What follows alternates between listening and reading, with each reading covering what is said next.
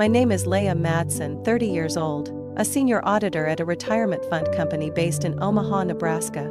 If you asked my neighbors or coworkers, they'd probably say I live a quiet life. A third-floor apartment in a calm neighborhood, no parties, no drama. The oak dining table in my home took me 6 months of saving to buy. Every chair, every curtain, none of it came from luck or handouts. I built it all myself. Every step forward came from grit, overtime, and refusal to quit. But in my family's eyes, I've always been cold, distant. Not because I yelled or cut ties, simply because I stopped cleaning up the messes they made. My sister Haley is 3 years older than me, and somehow she's never been responsible for anything. Lost her job? The boss was toxic. Got kicked out by roommates? They were jealous. Drowning in debt? Life's just too hard. And my parents, Patricia and George, never questioned a word. They adjusted, rearranged, and when they ran out of ways to fix it, they turned to me. "You're the stable one, Leah. You're lucky so you can help." That line followed me for over a decade. Like a soft but unbreakable rope. Help pay off Haley's credit card. Help cover her rent that month. Help bail her out after she was called to court for driving under the influence. Whenever I paused, just to breathe or think, I was suddenly the problem. The ungrateful one. The successful little sister who forgot her roots. I learned early that in my family, my worth wasn't measured by love. It was measured by usefulness. But even usefulness has a limit. And they were about to reach mine. I don't hate Haley, I'm just tired. And when exhaustion lasts too long, you don't cry or rage anymore. You just go quiet. That week, I had just finished a 60-hour internal audit cycle. I had barely laid down when my mom texted, "Dinner this Sunday. Your dad's making that barbecue you like." Like a wind-up doll, I went. Dinner at home always had a rhythm. Extra buttered mashed potatoes, dressing-less salad, and tension wrapped in polite small talk. But that night, it all felt more rehearsed than usual. My mom greeted me with a smile so wide it felt like she had just stepped off a stage. "You've lost weight, Leah. Are you even eating properly?" My dad gave a nod. "Hey there." Haley was already at the table, scrolling on her phone, pretending not to see me. Exactly how she behaves when she's done something wrong. I recognized the signs. When Mom got too sweet and Dad went silent, it meant they were about to drop something heavy on me. I hadn't touched my meat yet when Mom set her fork down, clasped her hands like she was about to pray, and spoke in a syrupy tone. "Leah, your dad and I talked. Haley's going through a rough patch, and she'll be moving in with you for a while. No question, no proposal, just a decision already made." She said it like she was asking me to share my favorite cookies, as if the answer would of course be sure. I looked at Haley. She glanced up quickly, then dropped her gaze, like my eyes could burn her. My dad cleared his throat. He was bracing for the fight they had already rehearsed in their heads. I smiled. Calm, light. If that helps Haley get back on track, I don't see why not. The air in the room went still. My mom blinked. My dad exhaled like he'd dodged a bullet. And Haley, she leaned back in her chair, that smug look slowly creeping across her face. No one noticed how motionless I became after that. No one asked if I still lived in that apartment. No one knew that what they were preparing to take over hadn't belonged to me for quite some time. I used to think being stable was a good thing, something that would reassure my parents, maybe inspire Haley to finally take responsibility for her life. But the older I got, the clearer it became. In my family, stability wasn't a value, it was a resource to be extracted.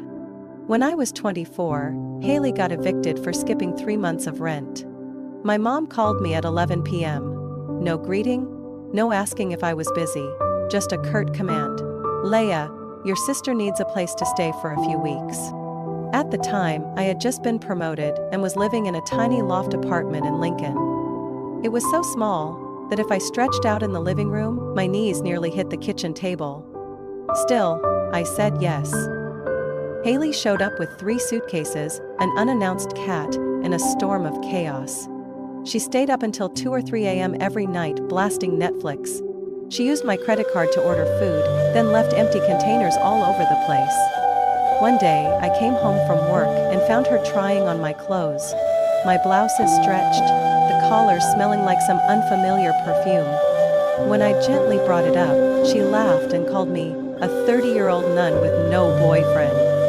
I thought it was temporary, but 1 week passed, then 2, then 6. Not a word about moving out. Every time Mom called, all she asked was, "Is your sister doing okay? Is she eating enough?" Never once, "Are you doing all right, Leah?" When I cut the TV subscription to save money, Haley acted offended. One Monday morning, I walked outside to find my car tires slashed. I never had proof it was her. But that night, she smiled way too wide as I trudged home in the rain. I told Mom Haley needed to move out. She went quiet, then said, "Leah, when did you become so cold?" I swallowed my words and replied, "I just can't keep doing this." At 26, I paid off my student loans. Haley, pushing 30, still couldn't keep a job longer than 3 months. I had taken her to job interviews, bought her first professional suit. She borrowed my laptop to work on her resume, but instead played video games and posted stories complaining about her suffocating life. Then came the year I turned 28. The year I finally decided I wouldn't save her anymore. Haley was fired for showing up late 12 times in 2 weeks. She emptied her savings to play the stock market on advice from her new boyfriend, and lost everything. Mom called, frantic. "You have to help. Your sister won't make it this time without you." I said nothing. "Leah, are you still there?" I said clearly, "I'm not sending money. And she's not moving in with me." "What are you saying?" Mom practically shouted. "Family is supposed to help each other. Or do you think you're too successful for us now?" I didn't respond. I wasn't angry, just relieved. Like I'd finally put down a weight I'd carried for over a decade. That night, Haley posted a photo of me from college on Facebook with the caption, "My once sweet sister now loves money more than blood." The post spread through the family. My aunt commented, "Can't believe Leah could be this heartless." I didn't reply, but I saved every screenshot. Weeks later, I quietly sold my old apartment, the one my family had always treated like some sort of shared asset, since I bought it with money earned thanks to their upbringing. I moved to a smaller unit on the west side of town. No one knew the address. No one had a key. I didn't disappear. I just stopped being a bottomless wallet, a human levee holding back a flood of never-ending mistakes. My silence wasn't a war. It was self-defense. I left that dinner with a bag of cold barbecue my mom shoved into my hand, and one lingering sentence in my head. "Your sister's moving in with you." Haley didn't say a word as I left. She just gave a slight nod, as if everything had been settled. As if my apartment, my life, was some sort of reward granted to her by default after a long streak of failures. Driving home, I turned the music up loud to drown out the tight knot forming in my throat. But even the jazz I usually found calming only sounded ironic now. I didn't return to the old apartment on Lincoln Street. I turned toward the west side of the city, into a quiet suburban complex lined with maple trees, already turning red for early fall. Here, no one knew my name. Neighbors exchanged polite glances. No one asked about family. No one cared what the name Madsen meant. The new apartment was smaller, but clean and bright, the kind of space that let me breathe. I repainted the window frames myself, swapped out the warm yellow bulbs for soft white lights. Every night, I sipped chamomile tea on the balcony, read a book, or simply watched people walk their dogs. No one yelled. No one knocked, asking for anything. 3 weeks before that fateful dinner, I had already sold the old apartment to a newlywed couple. They paid in cash. The transaction was swift. I didn't tell my mother. No one asked, and I wasn't offering. My lawyer handled the paperwork. I changed my mailing address, transferred all utilities to the new place. And no, I didn't feel guilty. Not for a second. The Monday after that dinner, I got a text from my mom. "Your dad's going to help Haley move her things Saturday. I'm sure you don't mind if she comes early to get settled in." I set the phone down. I didn't reply. That evening, Haley texted, "I'll bring my old desk. Hope it doesn't take up too much space." I turned off my phone. No one asked if I still lived there. No one confirmed the address. In their minds, Leah, the stable one, would always be the default landing pad. Friday came. 2 missed calls from my mom. No voicemail. I imagined her packing Haley's things like she was sending her daughter off to a spa retreat. Saturday morning, I got up early, made a hot cappuccino, pulled on a thick sweater, and drove out to Circle Zorinsky Lake. I walked slow around the water's edge, watched sunlight ripple on the surface. I had nowhere to be, no reason to rush. Around noon, my phone started vibrating. 7 missed calls. 1 voicemail. I listened to it. My mother's voice was sharp. Gone was any sweetness. "Leah, there's a strange man here. He says this apartment doesn't belong to you anymore."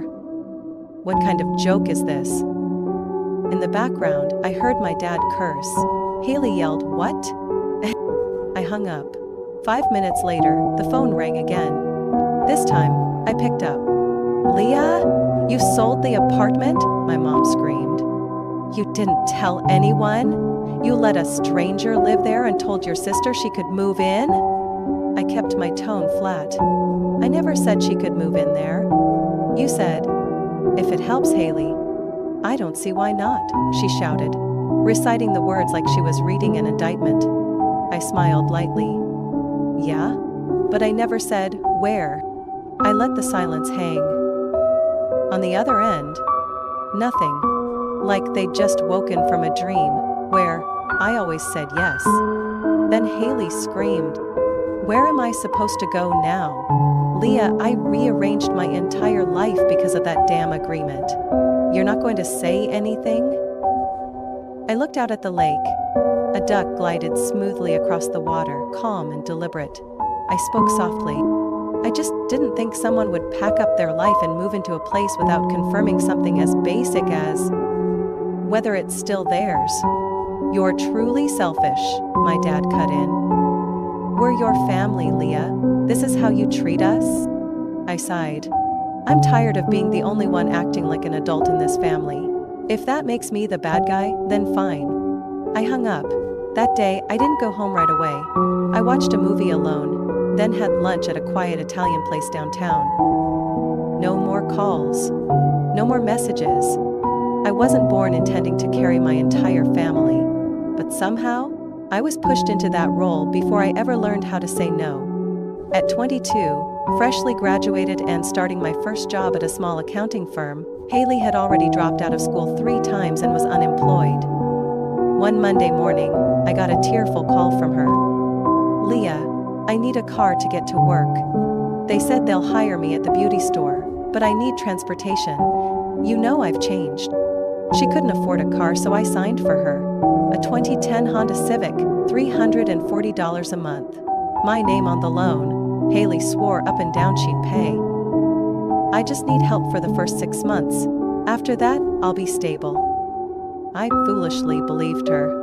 4 months later, the car was repossessed in the middle of the night after she missed 3 payments.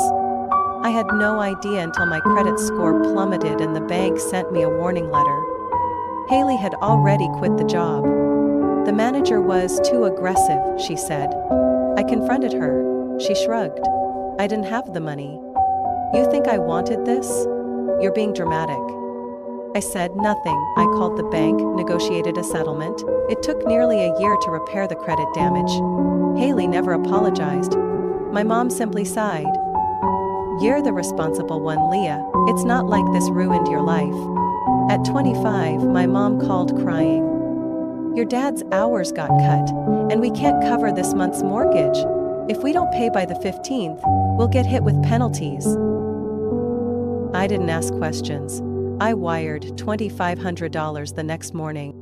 No one said thank you. That Christmas, I got a cheap picture frame and a comment, "Leah is the light of this family." I smiled, thinly.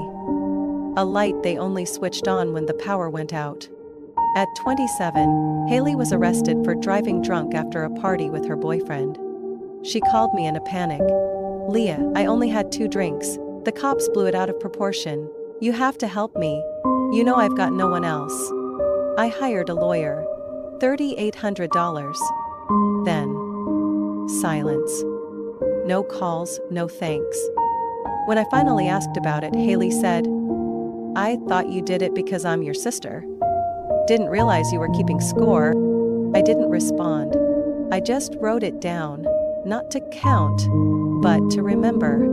At 28, she got in trouble again, this time for smashing up her boyfriend's apartment during a fight.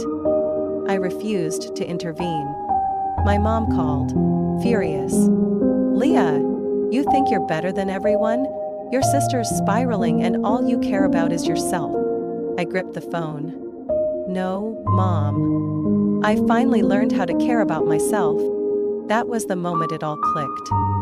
They had never truly seen me. I wasn't a person. I was a function.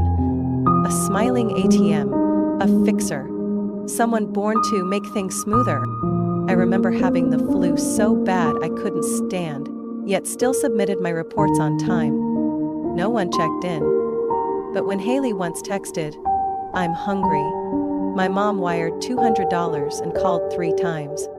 I also got laid off during a round of budget cuts. Haley never messaged. My parents never found out. I didn't tell them. I already knew how it would go.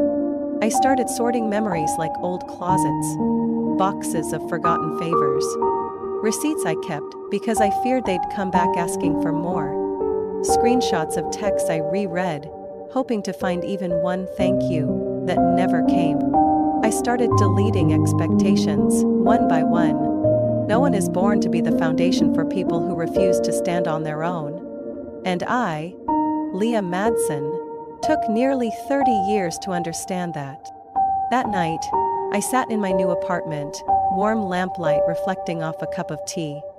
Outside the window, the city kept moving, and for the first time, I had stepped off the treadmill of a role I never agreed to play. I opened my laptop, created a folder named The Truth. Every receipt, every statement, every message, I saved it all. Not for revenge, but so that the next time they call me ungrateful, I won't need to explain. I'll just send a link. I signed the papers to sell my old apartment on a Tuesday morning, just as a light rain began to fall, and the law office had barely opened its doors. Everything was quiet, neat, without fuss. Exactly how I wanted it. The buyer was a single woman working in tech. She said she liked the area because it was close to downtown, but quiet enough to hear the birds in the morning. I simply nodded. I had lived through those mornings. Just never had the time to actually listen. After the paperwork was done, I changed my mailing address, canceled every utility, and terminated my internet contract. I hired a cleaning company to scrub the place down, repainted the walls, even replaced the doorknobs. I left nothing behind except a small welcome basket for the new owner. I didn't want to return. I didn't want anyone to find traces of me there. A few weeks had passed since that fateful dinner. Everything seemed calm on the surface. Haley was probably busy packing, imagining the cozy little room her nice sister had surely prepped for her. Meanwhile, I enjoyed my mornings in the new apartment, where curtains didn't get yanked open, where no one rummaged through my fridge, where my shoes stayed exactly where I left them. I still went to work, still made coffee with that old machine I'd bought during my internship, still walked around the lake on weekends. But something inside me had shifted. Like a rope that had been wrapped around my ribs for years had finally been loosened, and I hadn't realized how tightly it was wound until it was gone. Then came Saturday morning. I was sitting at my usual coffee shop when my phone started buzzing non-stop. 4 missed calls from my mom, 3 from Haley, 2 from my dad. I wasn't planning to answer, but then a text popped up that made me open the phone.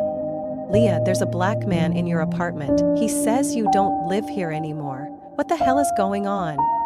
I blinked, then laughed. Out loud. I leaned back in my chair, feeling like a boulder had just been lifted from my chest. Haley called again. I let it ring 5 times before I answered. Leah, are you insane? We came with all our stuff, suitcases, even a microwave. That guy said this is his place. You sold the apartment? I sipped my cappuccino. Yep. Where am I supposed to sleep now? You didn't warn anyone. You said I could move in. I kept my voice steady. No, I didn't. I said, if that helps you, I don't see why not. I never said where. There was a crash in the background. I assumed my mom had dropped something. My dad grabbed the phone. What are you playing at? You made us all look like fools. Fix this. Now. I answered plainly. No. I don't live there anymore. I had the right to sell it. I don't need anyone's permission. This is how you treat your family, Leah? Your sister's got nowhere to go tonight. I closed my eyes for a beat. That's not my problem anymore. I hung up. Less than 30 minutes later, I saw all 3 of them through the peephole of my new place. My mother, my father, Haley. The trunk of their car was wide open, cardboard boxes scattered along the curb. Their faces flushed, not from the cold. I didn't open the door right away. I let them stand there. The way I had stood in silence for years, waiting for someone to notice. Finally, I opened it a crack. So, you found me, I said flatly. Leah, my mom pushed forward. We need to talk. What you did was completely unacceptable. I didn't invite anyone here, I replied, one hand still on the lock. Haley shoved past her, jaw clenched. This is how you treat your own sister? I rearranged my entire life to move in with you. You think I want to go back to sleeping in my car? I let out a short laugh. If someone rearranges their life based on one vague sentence and never confirms anything, that's not the speaker's fault. That's arrogance. Haley cursed. My dad stepped between us, raising his voice. Leah, we've tolerated enough from you. You don't get to turn your back on this family. I didn't respond. I just took out my phone, opened the app, and tapped Report Trespassing. As soon as my dad saw the words on screen, he stepped back. You wouldn't, my mom whispered. You can't call the police on your own family. I looked her straight in the eye. You're wrong. And this time, I didn't just close the door. I locked it. From the inside, I stood just inside the locked door, phone still in hand. Outside, my mother's voice rang out, sharp with fury.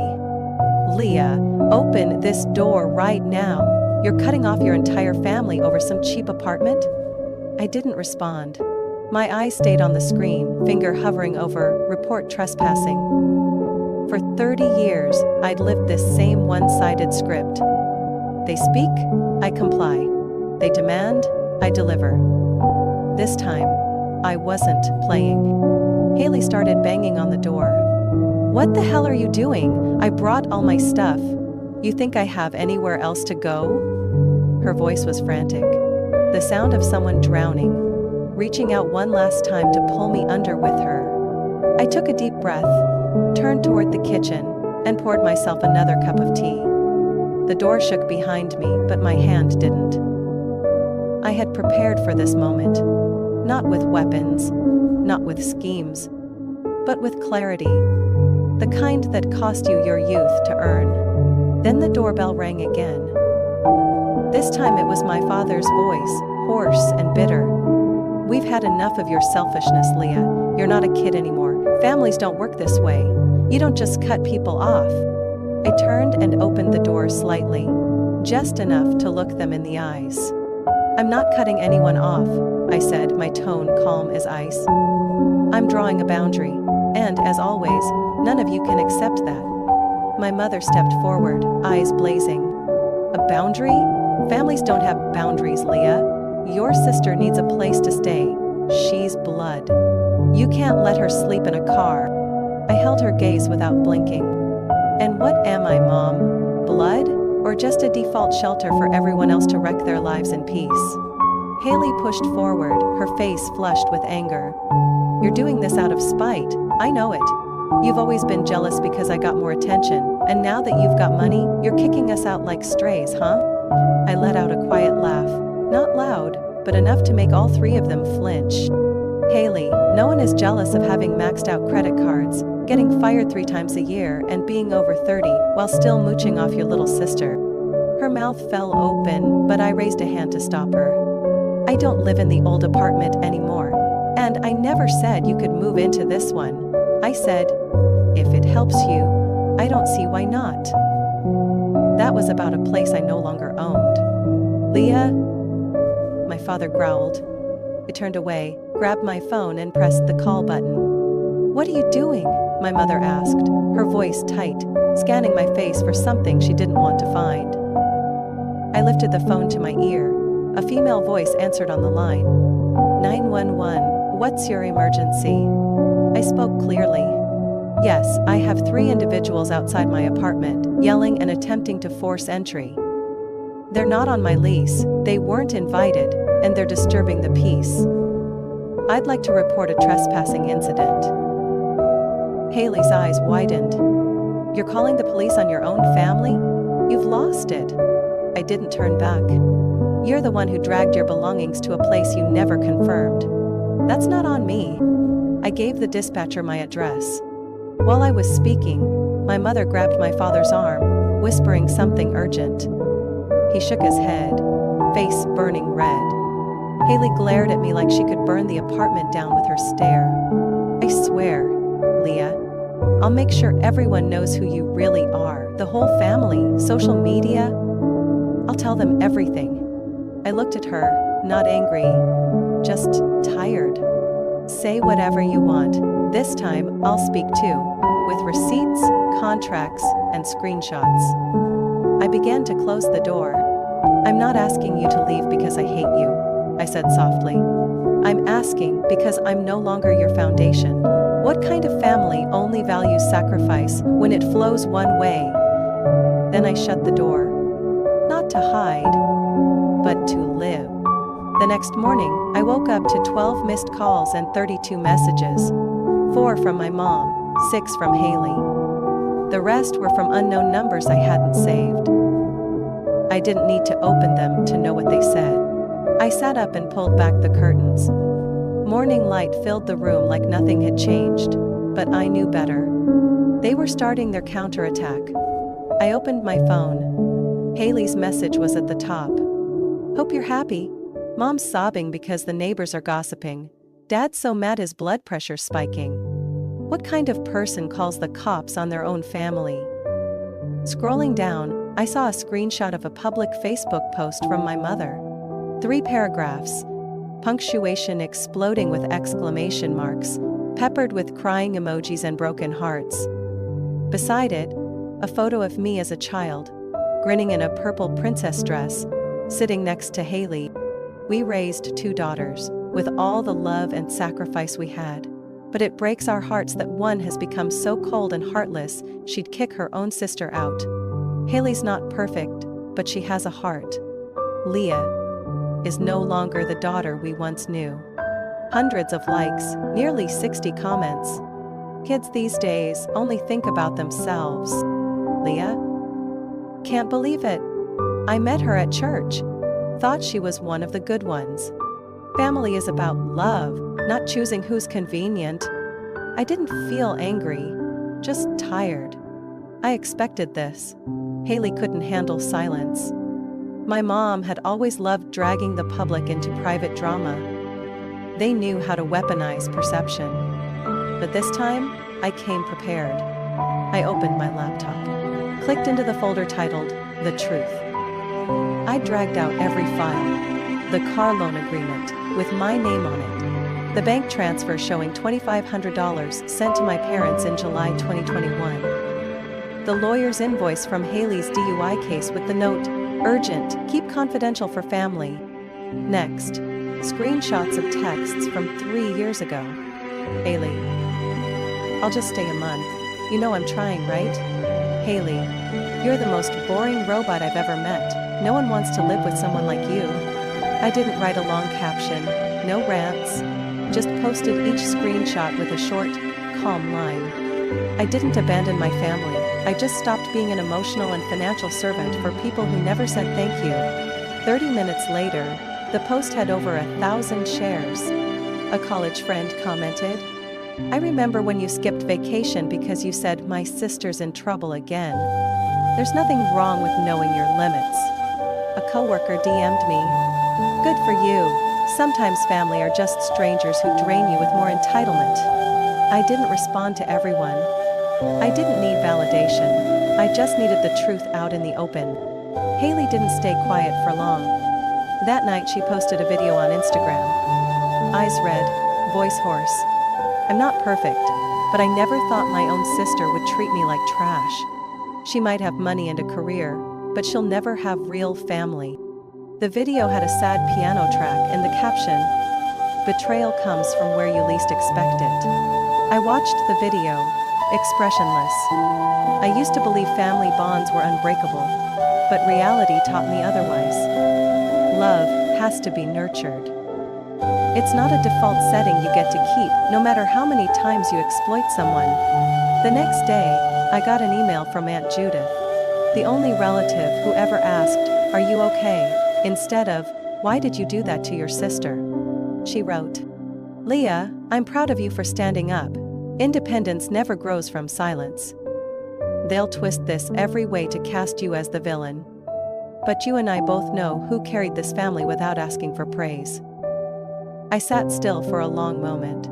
For the first time in years, I didn't feel alone. That night, I didn't go online.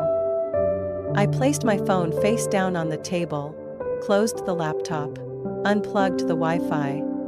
Not because I was afraid of what might come, but because I had nothing left to say. My small apartment felt quiet, like every storm had passed and only a cold, open sky remained. I sat on the couch, wrapped in a light blanket, hands around a cup of chamomile tea. No one knocked, no calls came in. No one asked me for anything.